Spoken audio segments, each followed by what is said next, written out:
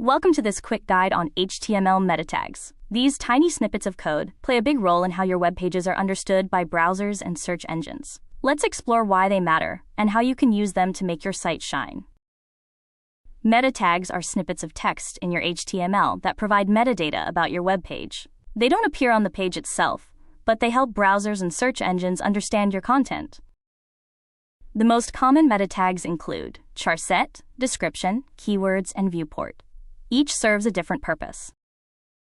A charset specifies the character encoding used by a web page. UTF-8 is the most widely adopted standard, ensuring that text is displayed correctly across different languages and platforms.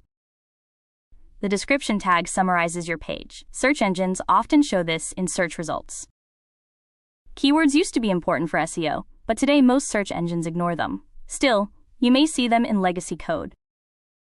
Viewport helps with responsive design. It tells browsers how to scale your page on mobile devices. Meta tags improve SEO, accessibility, and mobile friendliness. They're small but powerful.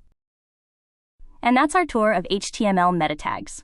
These small lines of code can make a big difference in how your site performs and is experienced. Add them to your next project, and you'll be building web pages that are smarter, more discoverable, and more user-friendly.